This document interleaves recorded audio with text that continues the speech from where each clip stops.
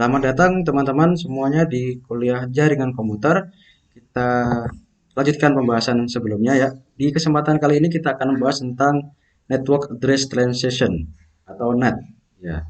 Jadi apa sih NAT itu? Ya, itu sebuah perangkat ya, sebuah perangkat yang kita bisa gunakan untuk mentranslate alamat IP private menjadi alamat IP publik. Nah, ini contoh ya.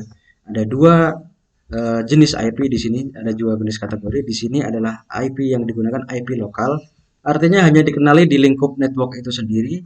Dan ini ada alamat public yang dikenali di seluruh dunia gitu ya. Oke, mengapa kita menggunakan NAT? Ya, ini adalah beberapa alasan. Karena yang pertama keterbatasan IP address. Kita bisa lihat kemarin kita punya IPv4 itu ada 32 bit atau 4 byte. Artinya kita hanya bisa menggunakan 2 pangkat 32 alamat gitu ya. Katakanlah ya semuanya ya. Meskipun kemarin ada beberapa limitasi, ada yang dipakai untuk multicast, ada yang dipakai untuk eksperimental. Nah, itu anggaplah abaikan dulu. Nah, 2 pangkat 32. Nah, kira-kira apakah komputer di dunia ini hanya ada segitu? Device dan komputer di dunia ini hanya ada segitu? Oh, tidak. Tentunya kita punya banyak sekali device dan makin lama makin banyak dan tentunya alamat itu tidak akan cukup. Oke, nah salah satu alternatifnya adalah kita menggunakan alamat IP private. Oke, alamat private ya, IP private yang hanya berlaku di lokal atau ya di LAN saja ya. Di dunia itu nggak dikenali, tapi kita bisa pakai di LAN saja. Ya maksudnya nggak dikenali itu milik orang lain sebenarnya, tapi kita bisa pakai untuk konvensi sendiri di dalam lokal. Oke, nah oke ya. Nah, kemudian kalau kita nanti transaksi ya, kalau kita transaksi dari dalam network, dari lokal network ke dunia luar, ke internet, itu nanti ditranslate. Nah, jadi ditranslate dulu alamat IP-nya dari yang alamat private ini, lokal private ini ke alamat public. Karena yang public ini dikenali oleh seluruh dunia. Nah, yang ini enggak, hanya milik lokal ini aja, hanya dikenali di lokal ini. Nah, ini mata uang lokal gitu ya. Ini mata uang global, dikenali di manapun. Nah, ini mata uang lokal, alamat lokal. Oke, gitu. Nah, kemudian manfaat berikutnya kita bisa mengganti ISP tanpa harus mengganti konfigurasi di lokal. Karena tadi kita sudah punya alamat private yang hanya berlaku di lokal. Jadi kalau ganti ISP kita cukup ganti yang luarnya aja ini. Yang ini nggak usah gitu ya. Oke. Kemudian ya di lokal device yang di lokal itu tidak eh, terlihat dari dunia liar atau lebih terprotek ya, lebih terlindungi. Jadi tidak terekspos di dunia liar, dunia luar. Okay. Not especially addressable, ya, visible by outside world. Jadi tambahan security karena ini tidak dikenali uh, dari dunia luar, dari dunia global internet, nah, maka ini lebih secure dibandingkan yang terekspos dari luar. Oke, nah intinya itu ya, intinya kita bisa mentranslate alamat uh, IP lokal yang private tadi ya ke alamat IP public ya, yang dikenali ke seluruh dunia, dikenali di seluruh dunia. Oke, gunanya ya tadi pertama untuk masalah menambah keterbatasan IP yang kita punya, kita bikin IP sendiri. Nanti kalau keluar di translate. Gitu. Kemudian masalah apa namanya security itu ya dan lain-lain. Nah, kemudian untuk NAT ini proses network address translation ini dilakukan oleh sebuah router. Nah, nanti ada sebuah router yang berfungsi sebagai NAT, NAT router. Dia bisa mentranslate dari alamat IP lokal ke alamat IP public waktu paketnya keluar dan sebaliknya kalau paketnya dari luar masuk ke dalam dia akan translate dari alamat publik ke alamat lokal. Oke. Oke, ya jadi itu ya pekerjaan dari NAT routers. Oke. Jadi kalau misalnya ada paket yang keluar ya, outgoing datagrams itu akan di replace ya. Source-nya akan di replace dari source IP yang tadinya lokal atau private di replace dengan alamat IP-nya NAT yang public. Nah, oke, kita akan lihat simulasinya. Jadi source-nya yang tadi dari PC atau klien yang lokal tadi, alamat private lokal tadi itu di replace dengan alamat IP-nya NAT yang tadi public. Oke, kemudian remember, jadi translasinya itu tadi disimpan dalam sebuah tabel translasi. Ya, bahwa tadi ini ada IP address sekian, saya translate ke sekian, ya address, source address dan port sekian, saya translate ke IP address dan port sekian itu disimpan di tabelnya NAT router, gitu ya. Translasinya disimpan. Nah, gunanya apa kok disimpan? Nah, kalau disimpan, nah nanti kalau ada paket yang balik ya dari luar masuk ke dalam bisa ditranslate balik dari alamat IP IP-nya NAT yang public tadi ke alamat eh, destination ya. Kalau alamat tadi yang ngirimkan tadi ke host yang tadi transaksi. Oke, nanti kita akan lebih jelasnya kita bisa lihat di animasinya gitu ya. Oke, katakanlah ada sebuah host di lokal ya, tadi menggunakan alamat IP lokal yang private ya, yang hanya dikenali di dalam network ini, itu pengen transaksi ke dunia luar.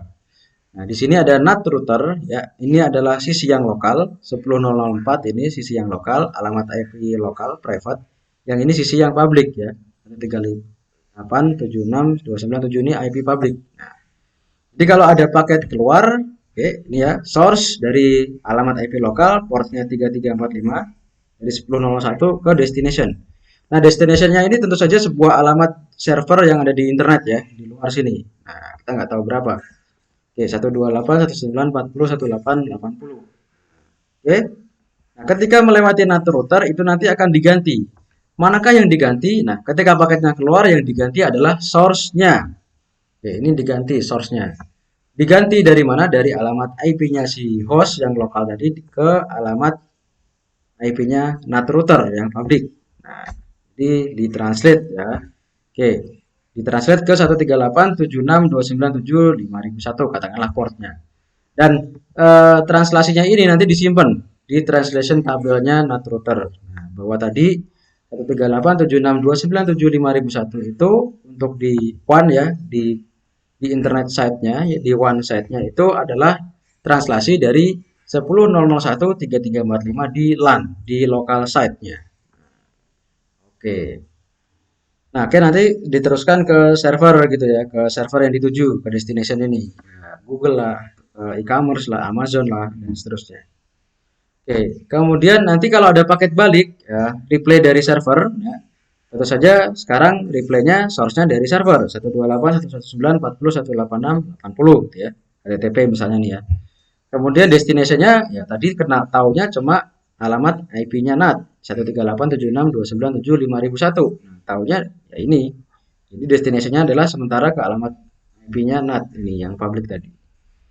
Nah, sekarang ketika ada paket masuk sama NAT router akan dikembalikan lagi ke pengirimnya tadi, ke klien yang ngirim tadi. Nah, ditranslate balik. Nah, tadi sekarang kalau paketnya balik ya dari luar ke dalam yang ditranslate bukan source-nya tapi destination-nya.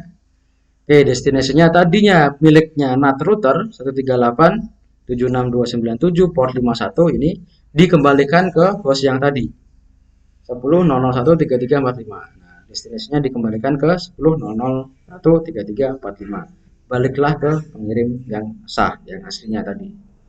Oke, begitu. Oke, kemudian untuk masalah translasinya, ya ini kan portnya yang bisa dipakai banyak ya. Oke, port itu ada 16 bit. Ya, 16 bit berarti kita bisa bikin 2 pangkat 16 port. Oke, berapakah itu? Ya kurang lebih 60 ribuan ya. Kita bisa bikin 60 ribuan translasi ya. Oke, jadi nggak usah khawatir ya.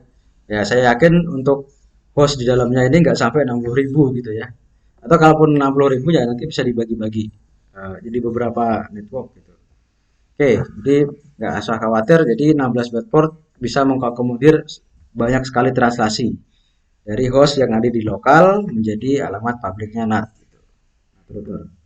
Oke, kemudian ini ada kontroversi ya, router seharusnya bekerja di layer 3 atau network layer, tapi tadi pakai port. Nah, port itu kan miliknya transport layer. Nah, harusnya kan cuma main IP source destination aja, tapi dia main port juga. Ya, agak kontroversi.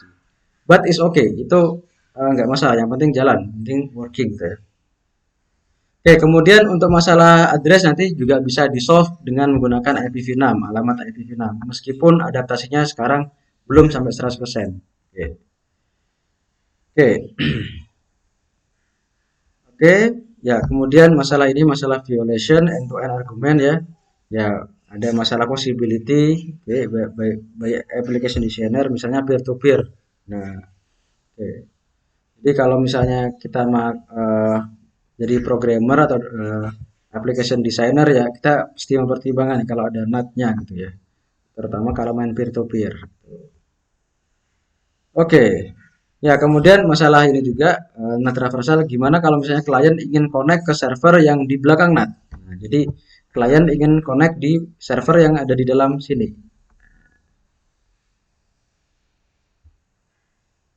Oke. Oke, mungkin itu dulu untuk pembahasan NAT. Kita lanjutkan di pembahasan berikutnya. Untuk pembahasan kali ini sampai sekian dulu. Terima kasih teman-teman atas perhatiannya. Oke, saya ucapkan selamat pagi. Assalamualaikum warahmatullahi wabarakatuh.